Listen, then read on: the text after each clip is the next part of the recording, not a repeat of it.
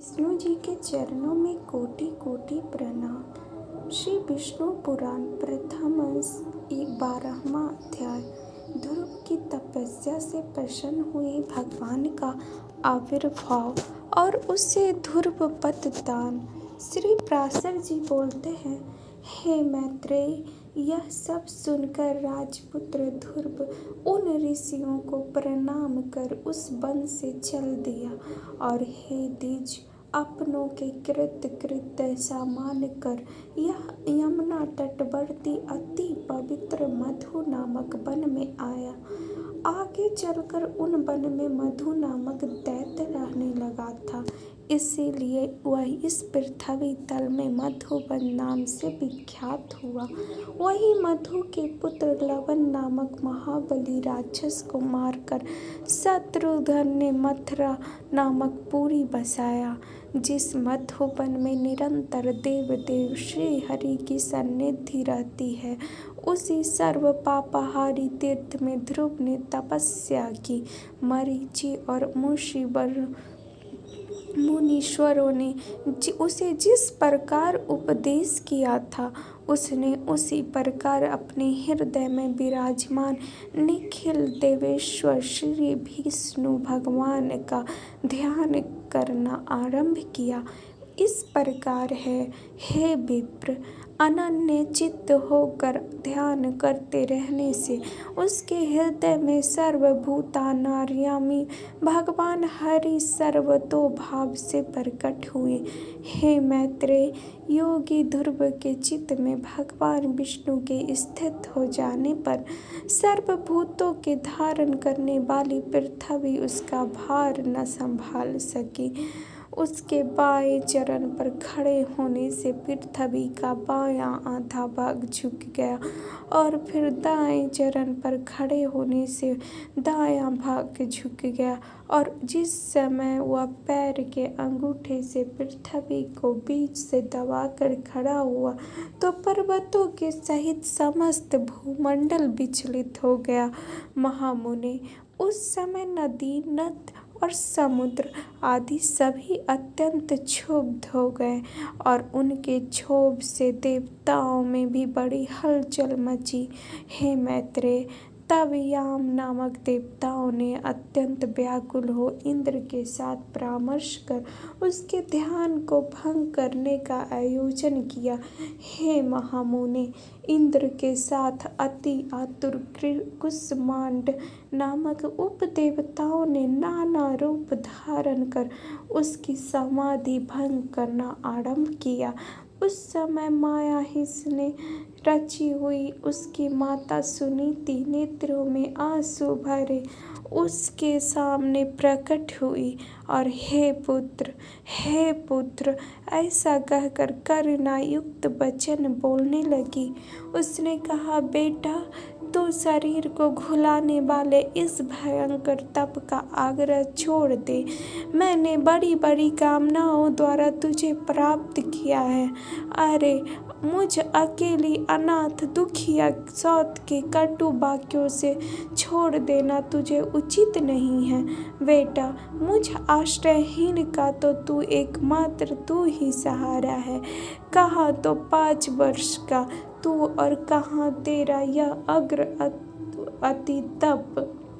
अरे, इस निष्फल कलेशकारी आग्रह से अपना मन मोड़ ले। अभी तो तेरे खेलने कूदने का समय है, फिर अध्ययन का समय आएगा, तदंतर समस्त भोगों का भोगने का, और फिर अंत में तपस्या करना भी ठीक होगा। बेटा, तुझ सुकुमार बालक का जो खेल कूद का समय है, उसी में तू तपस्या करना चाहता है। इस प्रकार क्यों अपने सर्वनाश में तत्पर हुआ है? तेरा परम धर्म तो मुझको प्रसन्न रखना ही है, अतः तू अपनी आयु और अवस्था के अनुकूल कर्मों में ही लग। मोह का अनुवर्तन न कर और इस तप रूपी अधर्म से निर्भीत हो। बेटा, यदि आज तू इस तपस्या को न छोड़ेगा तो देख, तेरे सामने ही मैं अपने प्राण छोड़ दूंगी। श्री पराशर जी बोलते हैं, हे मैत्रेय, भगवान विष्णु में चित्त स्थिर रहने के कारण ध्रुव ने उसे आंखों में आंसू भरकर इस प्रकार विलाप करती देख कर भी नहीं देखा। तब, अरे बेटा, यहाँ से भाग भाग, देख इस महाभयंकर वन में ये कैसे घोर राक्षस अस्त्र शस्त्र उठाए आ रहे हैं। ऐसा कहती हुई वह चली गई और वहाँ जिनके मुख से अग्नि की लपट निकल रही थी, ऐसे अनेकों राक्षसगण अस्त्र शस्त्र संभाले प्रकट हो गए। उन राक्षसों ने अपने अति चमकीले शास्त्रों को घुमाते हुए उस राजपुत्र के सामने बड़ा भयंकर कोलाहल किया। उस नित्य योग युक्त बालकों को भयभीत करने के लिए अपने मुख से अग्नि की लपेटें निकालती हुई सैकड़ों स्यारियां घोर नाद करने लगी। वे राक्षसगण भी इसको मारो मारो, काटो काटो, खाओ खाओ, इस प्रकार चिल्लाने लगे। फिर सिंह, ऊंट और मकर आदि के भीषे मुख वाले वे राक्षस राजपुत्र को त्राण देने के लिए नाना प्रकार से गरजने लगे, किंतु उस भगवान दास चित बालक को वे राक्षस उनके शब्द, स्यारियां और अस्त्र शस्त्र आदि कुछ भी दिखाई नहीं दिए। वह राजपुत्र एकाग्र चित्त से निरंतर अपने आश्रयभूत विष्णु भगवान को भी देखता रहा और उसने किसी की और किसी भी प्रकार दृष्टिपात नहीं किया। तब संपूर्ण माया के लीन हो जाने पर उससे हार जाने की आशंका से देवताओं को बड़ा भय हुआ। अतः उसके तप से संतप्त हो वे सब आपस में मिलकर जगत के आदि कारण शरणागत वत्सल अनादि और अनंत श्री हरि के शरण में गए। देवता बोले, हे देवाधिदेव जगन्नाथ परमेश्वर पुरुषोत्तम, हम सब ध्रुव की तपस्या से संतप्त होकर आपकी शरण में आए हैं। हे देव, जिस प्रकार चंद्रमा अपनी कलाओं से प्रतिदिन बढ़ता है, उसी प्रकार यह भी तपस्या के कारण दिन रात उन्नत हो रहा है।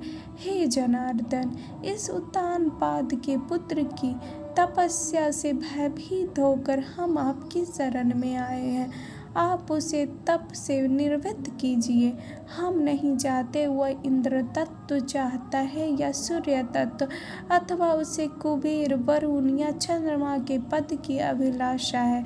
अतः हे ईश, आप हम पर प्रसन्न होइए और इस उत्तानपाद के पुत्र को तप से निर्वृत्त करके हमारे हृदय का कांटा निकालिए।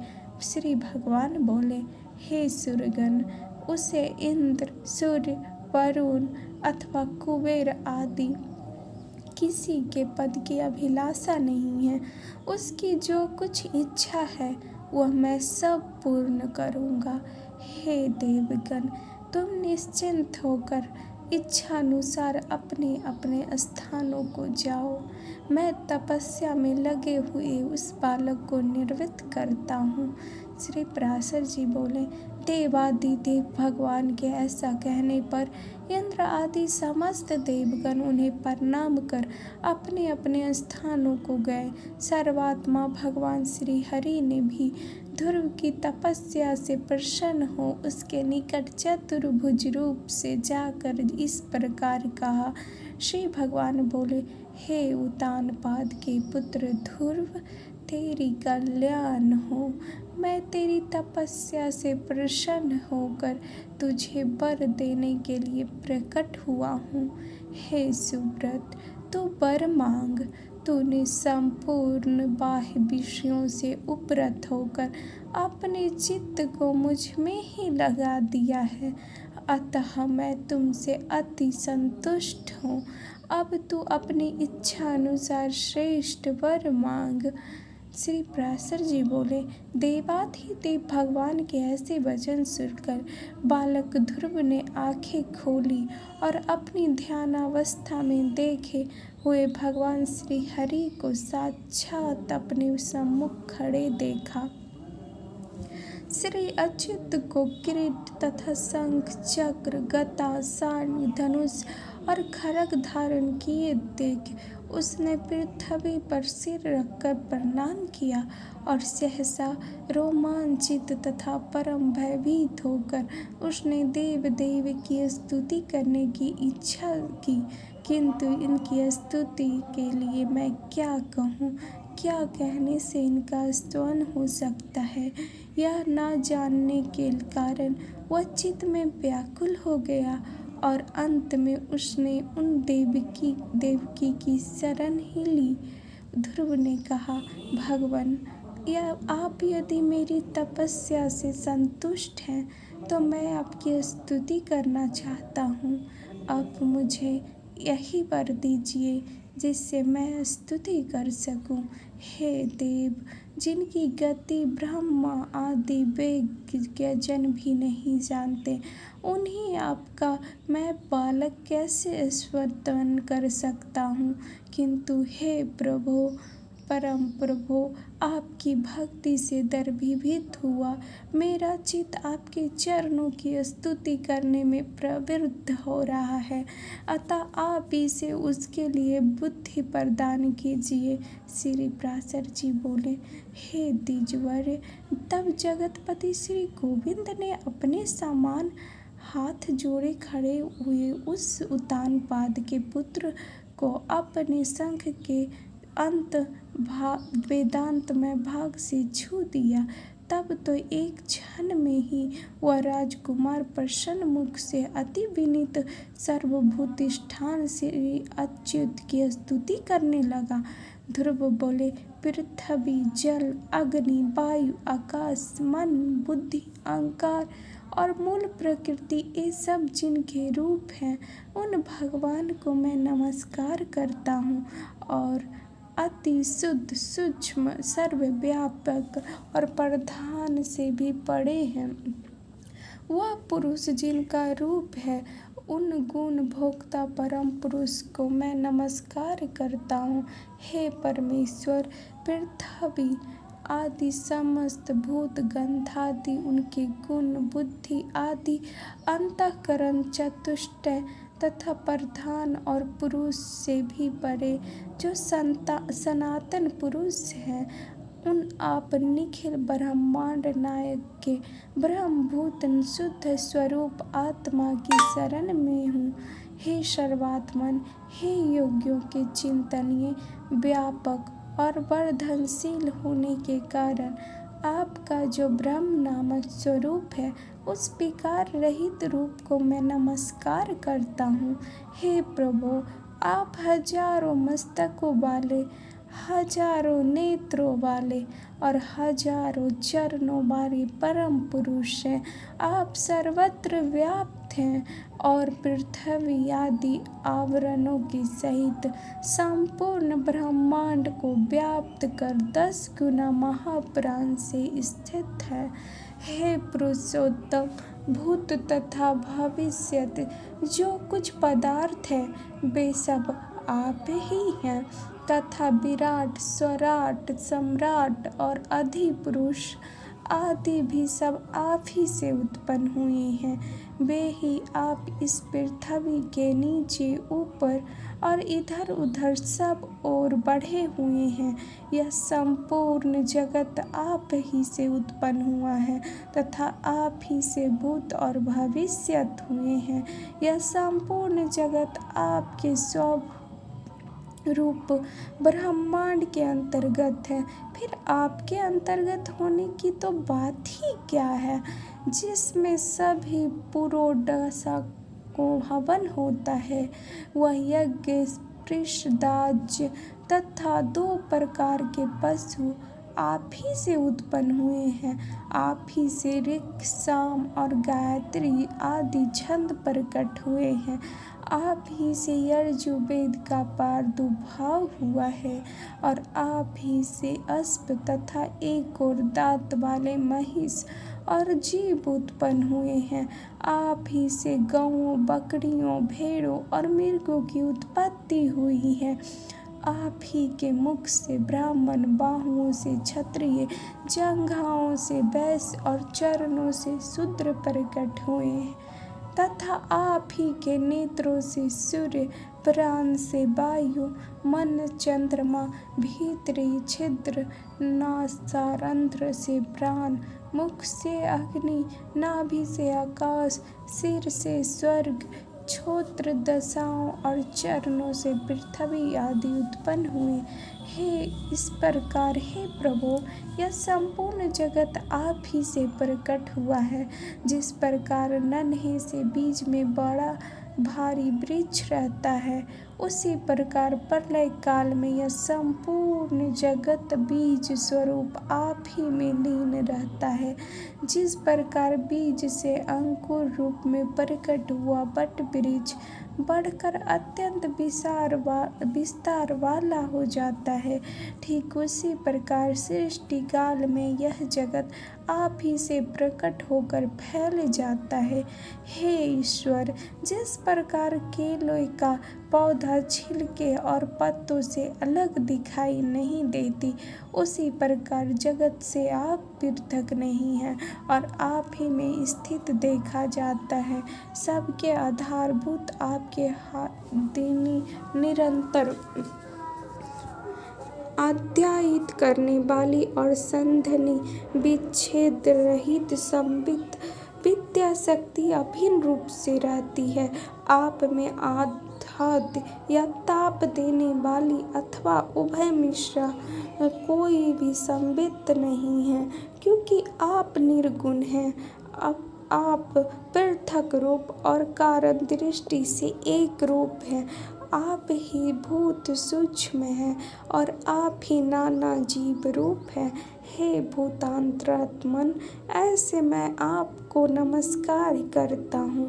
योगियों के द्वारा अंतःकरण में आप ही महत्व प्रधान पुरुष, विराट, सम्राट और स्वराट आदि रूपों में भावना किए जाते हैं। क्षयशील पुरुषों में आप नित्य अक्षय हैं। आकाश आदि सर्वभूतों में सार अर्थात उनके गुण रूप आप ही हैं। समस्त रूपों को धारण करने वाले होने से सब कुछ आप ही हैं और सब कुछ आप ही से हुआ है, अतएव सब के द्वारा आप ही हो रहे हैं। इसलिए आप सर्वात्मा को नमस्कार है। हे सर्वेश्वर, आप सर्वात्मक हैं क्योंकि संपूर्ण भूतों में व्याप्त है। अतः मैं आपसे क्या कहूँ, आप स्वयं ही सब हृदय स्थित बातों को जानते हैं। हे सर्वात्मन, हे सर्वभूतेश्वर, हे सब भूतों के भूत आदि स्थान, आप सर्वभूत रूप से सभी प्राणियों के मनोरथों को जानते हैं। हे नाथ, मेरा जो कुछ मनोरथ था वह तो अपने सफल कर दिया, और हे जगतपते, मेरी तपस्या भी सफल हो गई, क्योंकि मुझे आपका साक्षात दर्शन प्राप्त हुआ है। श्री भगवान बोले, हे ध्रुव, तुमको मेरा साक्षात दर्शन प्राप्त हुआ, इससे अवश्य ही तेरी तपस्या तो सफल हो गई। परंतु हे राजकुमार, मेरा दर्शन भी तो कभी निष्फल नहीं होता, इसलिए तुझको जिस वर की इच्छा हो वह मांग लो। मेरा दर्शन हो जाने पर पुरुष को सभी कुछ प्राप्त हो सकता है। ध्रुव बोले, हे भूत भवेश्वर भगवान, आप सभी के अंतःकरणों में विराजमान हैं। हे ब्राह्मण, मेरे मन की जो कुछ अभिलाषा है वह क्या आपसे छिपी हुई है?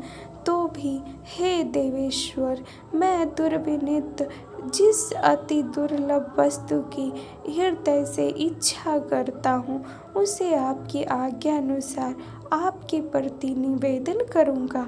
हे समस्त संसार को रचने वाले परमेश्वर, आपके प्रसन्न होने पर संसार में क्या दुर्लभ है। इंद्र भी आपके कृपा कटाक्ष के फलस्वरूप ही त्रिलोकी को भोगता है। प्रभु, मेरी सौतेली माता ने गर्व से अति बढ़ कर मुझसे यह कहा था कि जो मेरे उदर से उत्पन्न नहीं है उसके योग्य यह राजासन नहीं है। अतः हे प्रभु, आपके प्रसाद से मैं उस सर्वोत्तम एवं अव्यय स्थान प्राप्त करना चाहता हूँ जो संपूर्ण विश्व का आधारभूत हो। श्री भगवान बोले, अरे बालक, तूने अपने पूर्व जन्म में भी मुझे संतुष्ट किया था, इसलिए तू जिस स्थान की इच्छा करता है उसे अवश्य प्राप्त करेगा। पूर्व जन्म में तू एक ब्राह्मण था और मुझ में निरंतर एकाग्रचित्त रहने वाला, माता पिता का सेवक और सधर्म का पालन करने वाला था। कालांतर में एक राजपुत्र तेरा मित्र हो गया। वह अपनी युवावस्था में संपूर्ण भोगों से संपन्न और अति दर्शनीय रूप लावण्य युक्त था। उसके संग से उसके दुर्लभ वैभव को देखकर तेरी ऐसी इच्छा हुई कि मैं भी राजपुत्र हूँ। अतः हे ध्रुव, तुझको अपनी मनोवांछित राजपुत्रता प्राप्त हुई और जिन स्वायत्त के कुल में किसी को स्थान मिलना अति दुर्लभ है, उन्होंने घर में तूने उत्तानपाद के यहाँ जन्म लिया। अरे बालक, औरों के लिए यह स्थान कितना ही दुर्लभ हो, परंतु जिसने मुझे संतुष्ट किया है उसके लिए तो यह अत्यंत तुच्छ है। मेरी आराधना करने से तो मोक्ष पद भी तत्काल प्राप्त हो सकता है।